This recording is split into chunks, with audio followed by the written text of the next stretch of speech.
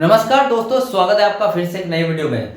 तो दोस्तों, मेरे एक सब्सक्राइबर ने मुझसे एक सवाल पूछा है कि अगर थर्ड पीआरसी लागू होती है तो जो बीएसएनएल पेंशनर्स है या फिर एमटीएनएल जो पेंशनर्स है जो कि डोट से ऑब्जॉर्ब होके यहाँ पर बीएसएनएल में आए हैं या फिर एमटीएनएल में आए हैं, ठीक है, पहले कर्मचारी थे और अब रिटायरमेंट के बाद पेंशनर्स हो गए। तो जो डोट में पहले भर्ती हुए थे 2000 के पहले जो डोट में काम करते थे उन पेंशनर्स को थर्ड पीआरसी लागू होने पर उसका लाभ मिलेगा या नहीं, और वो भी एमटीएनएल पेंशनर्स को, ठीक है। बीएसएनएल पेंशनर्स का पहले मैंने एक डिटेल वीडियो बना दिया है, लेकिन एमटीएनएल पेंशनर्स का ये जो सवाल पूछा है मेरे सब्सक्राइबर ने, तो इस सवाल का जवाब मैंने सोचा कि एक वीडियो बनाकर दे दूं ताकि इस सवाल से जुड़े और भी सब्सक्राइबर के सवाल हो सकते हैं, उनको भी इस बात का जवाब मिल जाए कि एमटीएनएल पेंशनर्स को थर्ड पीआरसी का लाभ मिलेगा या नहीं, ठीक है। तो चैनल पर नए हो तो सब्सक्राइब करें। मेरा नाम है सोनू विश्वकर्मा। जानकारी यूजफुल लगे तो एक लाइक करके जरूर जाना। चलिए दोस्तों, वीडियो को बढ़ाते हैं आगे। तो देखिए दोस्तों, इस सवाल का जवाब कि जो डोट वाले पेंशनर्स है, एमटीएनएल पेंशनर्स, उनको थर्ड पीआरसी का लाभ मिलेगा या नहीं, इसको हम कुछ पॉइंट्स के माध्यम से समझेंगे। 3 पॉइंट है मेरे पास। देखिए, पहला पॉइंट है जो डोट वाले कर्मचारी है, ठीक है, पहले कर्मचारी थे अब पेंशन हो गए, ठीक है। अब जो डोट वाले कर्मचारी की जो पेंशन का आधार है पहले वो समझना जरूरी है, क्योंकि पहले कर्मचारी थे, उसके बाद जो पेंशनर्स बन गए, मतलब रिटायर हो गए, पेंशनर्स बन गए, उसके बाद उनका जो आधार है, किस बेस पर उनको यहाँ पर पेंशन मिलती है, वो जानना सबसे ज्यादा जरूरी है, ठीक है। उसके बाद सेकंड पॉइंट आता है कि जो पे रिवीजन है, जो पे रिवीजन कमीशन यानी कि थर्ड पीआरसी, ठीक है, उसके बाद पेंशन रिवीजन कमीशन है यानी कि पेंशन वाली पीआरसी, ठीक है। तो इन दोनों को जानना बहुत ज्यादा जरूरी है, इनके बीच में अंतर क्या है वो जानना जरूरी है, ठीक है। उसके बाद में हम समझेंगे कि जो एमटीएनएल पेंशनर्स है और बीएसएनएल पेंशनर्स है, इन दोनों की फिलहाल कंडीशन क्या है, और लास्ट में हम जानेंगे कि क्या एमटीएनएल पेंशनर्स को जो कि डोट से अब्सॉर्ब होके आए थे उनको थर्ड पीआरसी का लाभ मिलेगा या नहीं। तो चलो, सबसे पहले हम इन 3 पॉइंट्स को क्लियर करते हैं, उसके बाद लास्ट में आपको इस बात का जवाब मिल जाएगा कि इन पेंशनर्स को यहां पर थर्ड पीआरसी का लाभ मिलेगा या नहीं, ठीक है। तो चलिए पहले पॉइंट को हम समझते हैं कि जो पेंशन का आधार है, जो डोट वाले कर्मचारी उनकी पेंशन का आधार क्या है वो जान लेते हैं, ठीक है। बीएसएनएल और एमटीएनएल में अब्सॉर्ब यानी कि समायोजित हुए वो कर्मचारी जो पहले डोट की सरकारी कर्मचारी थे, ठीक है, डोट में काम करते थे और सरकारी कर्मचारी थे, उन्हें सीसीएस पेंशन रूल यानी कि 1972 के तहत पेंशन मिलती थी, ठीक है। मतलब 1972 का एक रूल था सीसीएस पेंशन रूल, उसके बारे में मैंने वीडियो में चर्चा की है, आप देख सकते हैं, वो वीडियो डिटेल वीडियो बनाया था मैंने इस पर। तो जो एमटीएनएल वाले जो भी डोट से समायोजित होकर कर्मचारी आए हैं, फिर रिटायर हो गए, पेंशनर्स बन गए, तो जो डोट वाले पेंशनर्स है, ठीक है, उनको 1972 के रूल के तहत पेंशन मिलती है, ठीक है। अब यहाँ पर जो पेंशन का भुगतान है वो कौन करता है, इन पेंशनरों की पेंशन का भुगतान डोट यानी कि भारत सरकार के माध्यम से होता है, न कि सीधे बीएसएनएल या फिर एमटीएनएल से।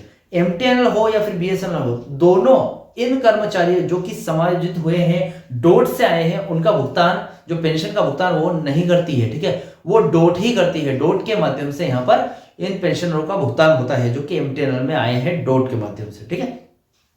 अब यहाँ पर इसका मतलब यह है कि इन पेंशनरों की पेंशन यानी कि बीएसएनएल के हो या फिर एमटीएनएल के हो के लाभ या हानि से प्रभावित नहीं होते हैं, ठीक है। अब या फिर बीएसएनएल हो या एमटीएनएल हो, इन दोनों में लाभ चल रहा है, हानि चल रही है, लॉस चल रहा है, प्रॉफिट, नुकसान कुछ भी चल रहा है, इनको कोई मतलब नहीं, क्योंकि ये तो डोट से आए हैं और डोट ही से ही पेंशन लेते हैं, ठीक है। उनका जो पेंशन का मुद्दा है वो डोट भारत सरकार देती है या फिर उनकी तरफ से है, उनके साथ जो भी इश्यू आएगा वो डोट ही सॉल्व करेगी, ठीक है। अब यहां पर पेंशन का आधार पूरी तरीके से क्लियर हो चुका है कि कहां से पेंशन आती है, क्यों आती है, ओके। अब यहां पर सेकंड पॉइंट आता है पे रिवीजन कमीशन और पेंशन रिवीजन कमीशन में क्या अंतर है, ठीक है, क्योंकि थर्ड पीआरसी लागू हो रही है, वेतन संशोधन एक नया मुद्दा है, तो क्या अंतर है वो देख लेते हैं। देखिए, पे रिवीजन जो कमीशन है वो पीआरसी की सिफारिश मुख्य रूप से सीपीएसई यानी कि सेंट्रल पब्लिक सेक्टर इंटरप्राइजेस के कार्यरत कर्मचारियों के वेतन यानी कि पे को संशोधित करने के लिए होती है, ठीक है। जो भी पे रिवीजन की सिफारिश होती है, जो कि पे रिवीजन जब भी लागू होता है, कुछ गठन वगैरह होता है, वो सिफारिशें सिर्फ वेतन संशोधन को लागू करने के लिए होती है, जो कि कार्यरत कर्मचारी है, फिलहाल की कंडीशन में वर्किंग कर रहे हैं, ठीक है, पेंशनर्स नहीं है, वर्किंग कर रहे हैं, उनके लिए ही होती है, ठीक है। अब जो पेंशनर्स है उनके लिए थर्ड पीआरसी का जो नियम है वो कुछ अलग हो जाता है। थर्ड पीआरसी की सिफारिशें 1/1/2017 से लागू होनी थी, जिसमें अधिकतम 15% फिटमेंट फैक्टर की जो बेनिफिट की सिफारिशें की गई थी। ठीक है, यहां पर देखिए जो थर्ड पीआरसी की सिफारिश 1/1/2017 यानी कि 1 जनवरी 2017 के टाइम 9 साल पहले की बात है, तब लागू होनी थी, और वो भी 15% फिटमेंट के साथ, बेनिफिट के साथ। लेकिन अभी तक नहीं हुई है, सिर्फ 8 अक्टूबर 2025 को हस्ताक्षर ही हुए हैं।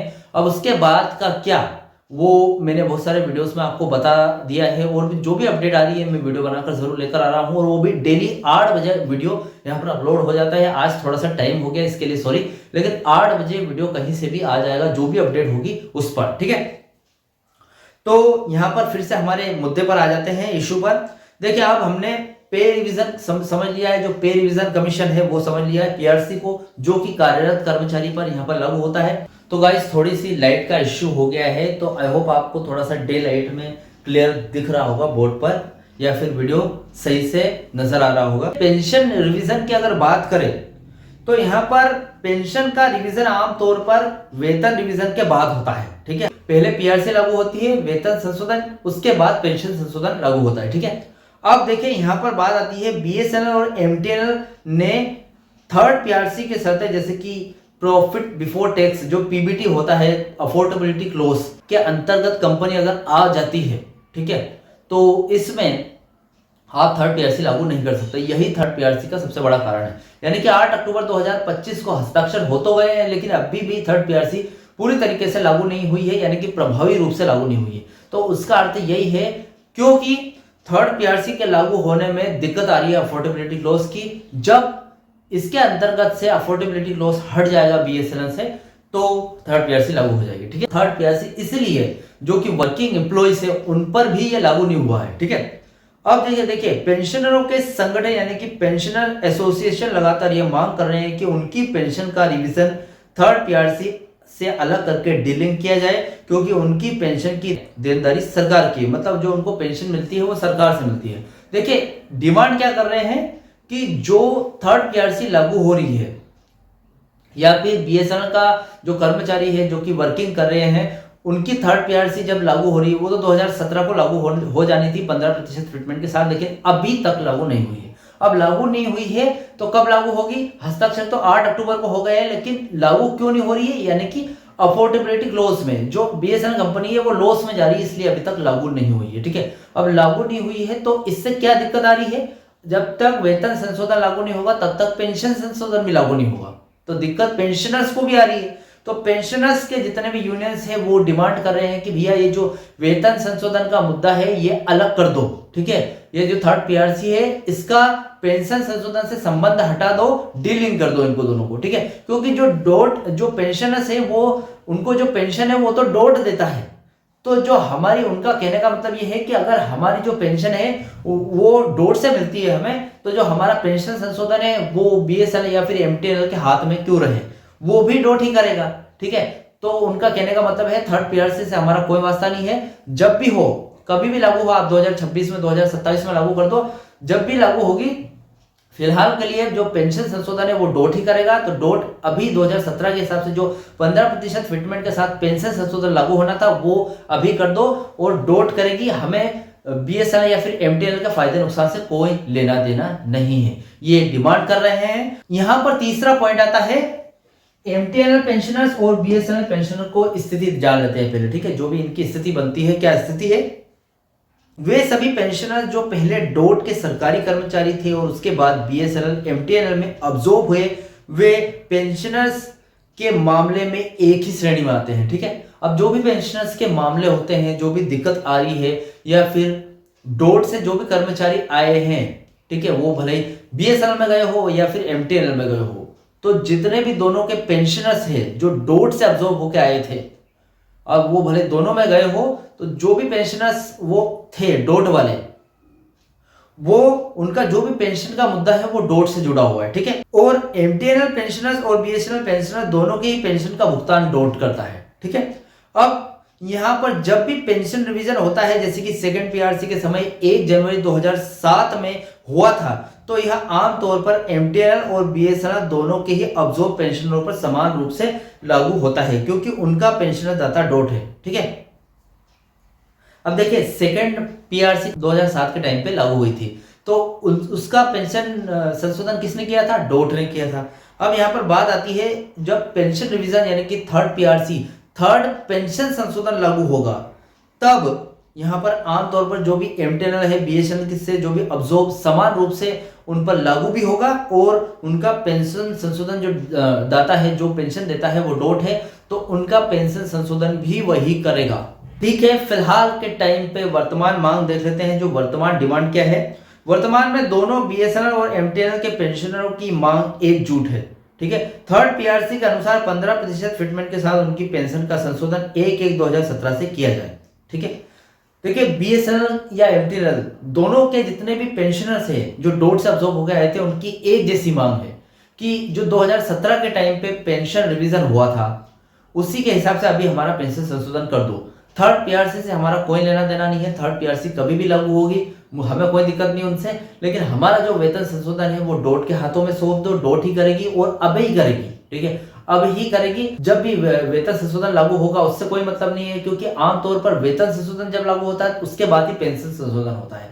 तो भैया उनका जो डोट वाले कर्मचारी, उनका कहना यह है कि भले वेतन संशोधन कभी भी लागू करो, आप पहले हमारा पेंशन संशोधन कर दो, और जो कि डोट करेगी, ना कि बीएसएनएल और एमटीएनएल। ठीक है, अब हम लास्ट में एक और चीज है जिसको जानना बहुत जरूरी है, जो कि सवाल मेरे सब्सक्राइबर का, कि जो एमटीएनएल कर्मचारी है उनको थर्ड पीआरसी का लाभ मिलेगा या नहीं, जो कि डोट से अब्सॉर्ब हो गया है। ठीक है, बीएसएनएल थर्ड पीआरसी लागू होने पर एमटीएनएल पेंशनर्स को लाभ मिलेगा या नहीं, इसका जवाब कुछ बातों पर निर्भर करता है। जैसे कि सीधा संबंध नहीं है। पहली बात तो ये, थर्ड पीआरसी बीएसएनएल के कार्यरत कर्मचारियों के वेतन संशोधन है। ठीक है, जो कि थर्ड पीआरसी है वो कार्यरत कर्मचारियों का वेतन संशोधन, जो कि वर्किंग एम्प्लॉइज है। ठीक है, एमटीएनएल पेंशनर्स का लाभ सीधे बीएसएनएल कार्यरत कर्मचारियों के वेतन संशोधन पर निर्भर नहीं करता है। अगर थर्ड पीआरसी लागू होती है तो आपका जो वेतन संशोधन है, जो आपको वेतन मिल रहा है, उसका लाभ सीधे उस पर डिपेंड नहीं करता है, क्योंकि पहले तो कर्मचारियों का लाभ मिलेगा उनको, उसके बाद हो सकता है आपके पास पहुंचे। ठीक है, तो सीधे रूप से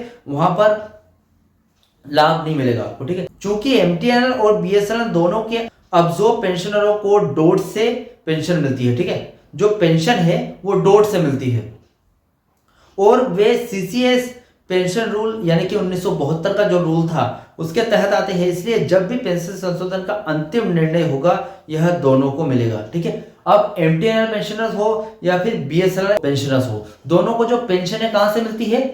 डोट से मिलती है। ठीक है, अब जब भी यहां पर पेंशन संशोधन का लास्ट डिसीजन होगा तो वो दोनों को ही मिलेगा। ठीक है, क्योंकि जो डोट से कर्मचारी आए थे वो एमटीएनएल में भी गए हैं और बीएसएनएल में भी गए हैं, तो दोनों को लाभ मिलना अनिवार्य है। अब देखिए इसका रास्ता कैसे खुलेगा। डोट बीएसएनएल में थर्ड पीआरसी लागू होने का इंतजार किए बिना पेंशन रिवीजन के लिए एक फार्मूला, जैसे कि 7th सीपीसी का तरीका या थर्ड पीआरसी से जो 15% फिटमेंट तय कर सकता है। डोट द्वारा लिया गया पेंशन रिवीजन का निर्णय एमटीएनएल पेंशनरों को भी समान रूप से लागू होगा।